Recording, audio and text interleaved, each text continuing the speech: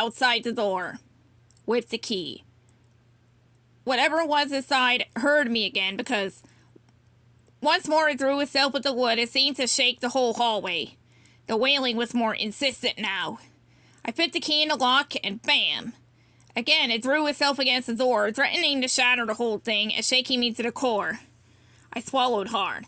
I turned the key. Click. Silence. Not even the wailing. Nothing. I took in a deep breath, turned the door handle, and pushed. The door creaked open a crack, and I pushed harder until I just decided to go for it and shoved the thing wide open. I immediately flicked on the light switch. I stood there in the doorway, staring into an empty room. It was like a mini surgery, and everything was all over the place. Garbage on the floor, the bin knocked to one side, strange surgical tools were lying splayed across the counter, and a wooden chair broken into pieces was in the corner. What there didn't seem to be was anyone or anything. "Hello?" I said. That's the thing people tend to say, I've noticed, when they are unsure entering a place. Even if maybe getting a hello back is not really something you want. At this moment, I wasn't sure what I wanted, but the empty room was definitely not on the list. I entered the room cautiously, and then quickly. Let's see. Checked behind the door, because that's always where people hide. Behind the door. But no one was there. No one was anywhere. So I stood just in front of the open door, confused, alone, and feeling even more uneasy. I felt a shiver go up my back, like a cold hand was slowly walking its fingers up my spine. That's when the lights dimmed. Or, I shouldn't exactly say dimmed. I say it was more like shadows began spilling into the room. They started slowly, so I thought maybe the light bulb was about to go out, but then I looked down and saw darkness sweeping in around my feet. I picked my foot up, thinking it was something wet, but it was just a shadow. Just a shadow. I looked up and watched as it crept up the walls, along the ceiling, covering the room in dripping blackness, like a room full of spilled ink. I turned around to look into the hall, and sure enough, the blackness was oozing its way out the door. I held my breath and stood very still. I was in a state of frozen panic. I never seen anything like this, and I didn't think anyone else probably had either. I didn't know what it meant or how it was happening, but I did know one thing. It felt threatening. Dangerous. Like the dripping shadows were evil itself. I don't know how to explain what evil feels like. I just felt it. I just knew. My blood ran cold. All the lights went out. In the room, in the hallway, the shadows had gone, and I could barely see the door frame. Only a few feet in front of me. I should have just left. But fear held me rooted to the spot. Fear of the darkness. Fear of the shadows. And a growing, crawling fear. Tickling at the back of my neck. Fear that something was in the room with me. A soft, watery breathing. Quiet and calm, but distinct. Somewhere behind me. And now I could hear the sound, of scraping across the floor too, like a dragging, halting, limping footstep. Then silence.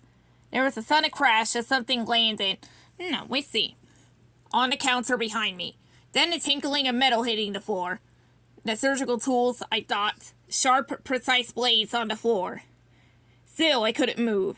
I had the thought that if I didn't move, if I didn't make a sound, maybe whatever it was wouldn't see me. The scraping against the floor began again. It got louder as whatever it was got closer. And then, as I stood there trying to be invisible, I could feel its presence, not just hear it. I could feel it just behind me. It leaned in, hot, wet breath against my cheek. And then a different kind of breathy sound. Quick inhalations. It was smelling me. I wasn't invisible. I needed to run. I needed to run faster than I'd ever run in my life. Come on, buddy. Run.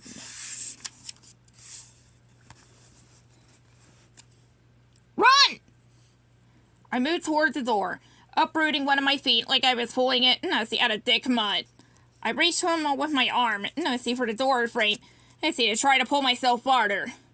I didn't understand. I wasn't physically stuck, but my mind was making my body act that way. The thing behind me made a strange grunting noise. Then, as if it had realized something, I felt it pull away from me.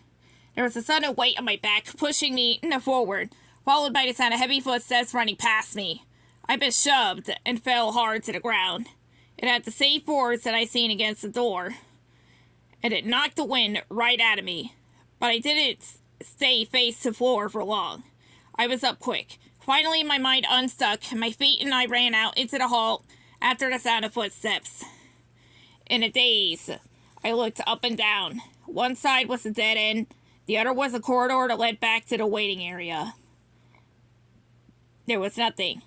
I ran toward the main desk and skidded to a stop in front of it. Again, nothing. It was then that I noticed the brightness around me, the lack of inky shadow. I turned around and sure enough, the hall was brightly lit too.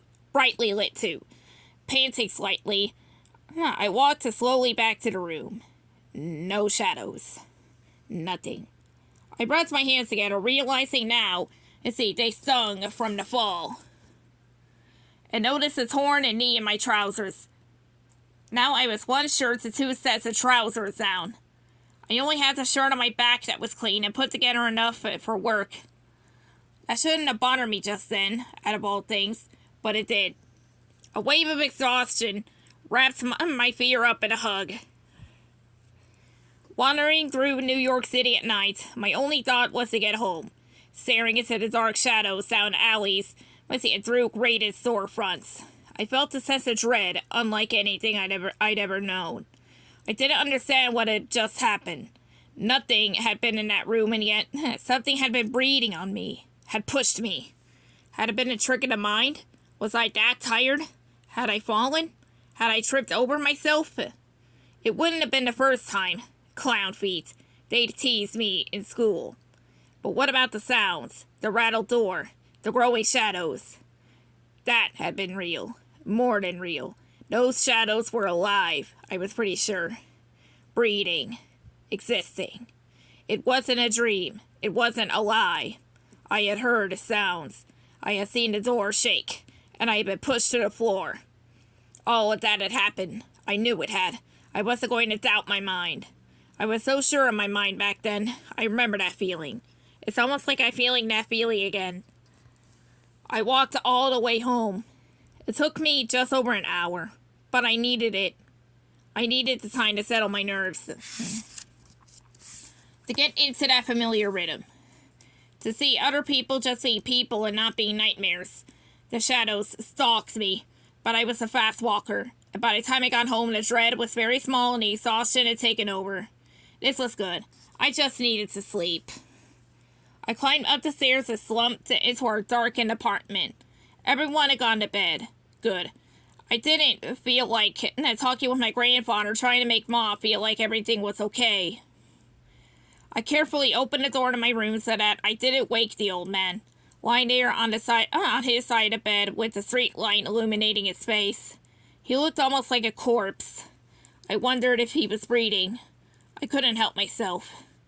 I held a hand over his nose and mouth and felt the slight warm air against it. Thank goodness for that.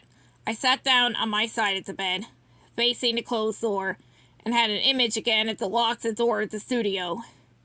No, I shook my head. I wasn't thinking about that anymore that night. I slowly pulled the suspenders from my shoulders and rolled them back, arching my neck and hearing a very satisfying crack. I sighed. Then something grabbed me hard from behind. I leapt up with a cry and turned to see my grandfather sitting up, staring at me with those hollow eyes, wide and haunting. His mouth was open in what looked to be fear or anguish. "What?" I asked a little too loudly, but my heart was racing fast. "What is it?" He raised his hand and slowly pointed right at me. "Grandfather, it's me. It's Buddy, Daniel." I placed my hand to my chest and tapped it. "It's just me. Your grandson." He kept pointing, his index finger shaking slightly. His expression stayed frozen. I bent over to try to. "What?" to comfort him. I thought maybe he couldn't see too great. So if he could see me close up. See, it's just me. With another movement, he was holding me, by my collar with both hands. His speed amazed me. He was pulling at my shirt. I could hear the seams along the shoulders starting to rip. Stop it, grandfather! Stop it! Pulling back only made it worse, and his long skeletal fingers only grabbed tighter. Stop it! Off, he said hoarsely. What? He managed to finally pass a button as he threw a buttonhole. You must see! You must see! He was determined now. But I finally understood, and I placed my hands over his shaking ones. He wouldn't let go as I tried to stand upright. I relented and unbuttoned my shirt as I did. He kept pulling at me until finally I could flail my arms out of my sleeves, disentangling myself from the fabric and staggering back toward the door. Grandfather held the shirt in his lap and looked at it. I stared at him wide-eyed in my yellowing undershirt. What is wrong with you, old man? I wanted to shout it, but didn't want to wake Ma, so I whispered it through a hiss. Look, said my grandfather. I looked down at myself. All I saw was me and the hole in the knee of my trousers. No, Kozula. I looked up. He held my shirt, bundled in his lap. And then with aged, shaking hands and pencil-thin fingers, he held my shirt up for me to see. And I saw, and I stared. Look, said my grandfather. The light from outside shone through the shirt, making it see-through. Making it so I could see the back of the shirt was easily, so that I could make out the dark shadow imprints on it. I reached out and took the shirt from him. He let me have it easily. You see, said my grandfather, sounding satisfied and lying back against the pillow. A handprint. Exactly where I had been pushed, on the back of my shirt. A large, black, ink-stained handprint.